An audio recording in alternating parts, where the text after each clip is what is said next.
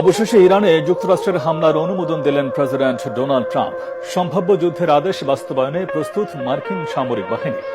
মধ্যপ্রাচ্যে সামরিক শক্তি বাড়িয়েছে তারা। ইসরায়েলের সঙ্গে সংঘাতে ইরানের পক্ষে চীন ও রাশিয়া নৈতিক সমর্থন দিলেও তেহরান এখনও মস্কোর কোনো সহযোগিতা চায়নি বলে জানিয়েছেন প্রেসিডেন্ট ভ্লাদিমির পুতিন। এই যুদ্ধে ইরানের পক্ষ নিয়ে বিবৃতি দিয়েছে উত্তর কোরিয়া ও পাকিস্তান, তবে ইহুদিদের পক্ষে দাঁড়িয়েছে ভারত। তুমুল এই উত্তেজনাকর পরিস্থিতিতে নিরাপত্তা পরিষদের জরুরি বৈঠক ডেকেছে জাতিসংঘ। বিস্তারিত শরীফুল ইসলামের প্রতিবেদনে।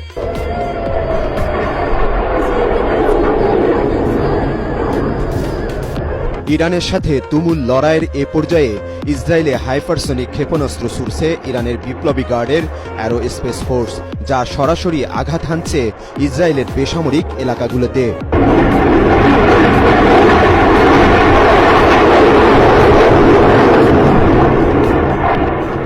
ইরানের দাবি, ফাত্তা নামের হাইপারসনিক ক্ষেপণাস্ত্রগুলো ইসরায়েলের আকাশ প্রতিরক্ষা ব্যবস্থা ভেদ করে সফলভাবে আক্রমণ চালাচ্ছে।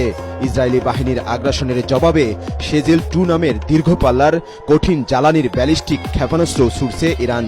দুদেশের এই সংঘাত মারাত্মক বিপর্যয়ে ফেলে দিয়েছে বিশ্বকে। ইরানের সর্বোচ্চ ধর্মীয় নেতা আয়াতুল্লাহ আলী খামেনি কোনো শর্তে আমেরিকার কাছে আত্মসমর্পণ না করার ঘোষণার পর তেলে বেগুনে জ্বলে উঠেছেন মার্কিন প্রেসিডেন্ট ডোনাল্ড ট্রাম্প। খামেনির বক্তব্যের পর শীর্ষ উপদেষ্টাদের সঙ্গে নিয়ে বৈঠক ডেকে ইরানে আমেরিকার সামরিক অভিযানের অনুমোদন দিয়েছেন তিনি। ইরান যদি আত্মসমর্পণ না করে তাহলে খামেনির জন্য শুভকামনা। আমি ইরানে হামলা করতে পারি। ইরানকে নিঃশর্ত আত্মসমর্পণের দাবি জানাচ্ছি। আগামী সপ্তাহটা খুব গুরুত্বপূর্ণ হতে যাচ্ছে। ট্রাম্পের আদেশ বাস্তবায়নে আক্রমণের প্রস্তুতি নিয়েছে মার্কিন সামরিক বাহিনী। মধ্যপ্রাচ্যে সামরিক শক্তি বাড়িয়েছে তারা। নৌবাহিনীর তৃতীয় একটি ডেস্ট্রয়ার ঢুকেছে পূর্ব ভূমধ্য সাগরে। আরও একটি এয়ারক্রাফট ক্যারিয়ার স্ট্রাইক গ্রুপ পাঠানো হচ্ছে আরব সাগরে। ইসরায়েলের পাশে থাকার জন্য ট্রাম্পকে ধন্যবাদ জানিয়েছেন প্রধানমন্ত্রী নেতানিয়াহু। আমি প্রেসিডেন্ট ট্রাম্পকে ধন্যবাদ জানাচ্ছি।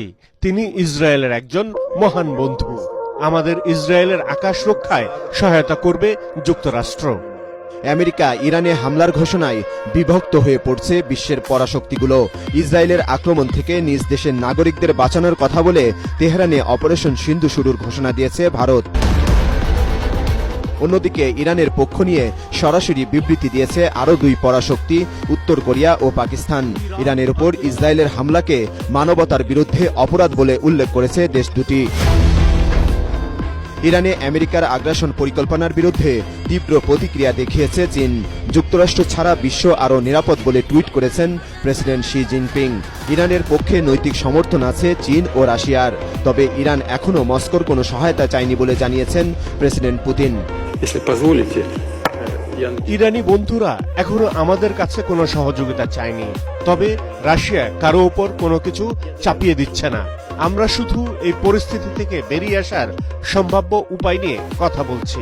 মধ্যপ্রাচ্যে আঞ্চলিক 2 শত্রু দেশের মধ্যে সামরিক উত্তেজনায় উদ্বিগ্ন জাতিসংঘ মহাসচিব। চলমান পরিস্থিতিতে কোনো দেশকে কারো পক্ষ না নিয়ে বরং আগ্রাসন বন্ধের আহ্বান জানিয়েছেন তিনি। ইসরায়েল ইরানের মধ্যে তুমুল লড়াইয়ে মহাসচিব গুতিরেজ গভীরভাবে উদ্বিগ্ন।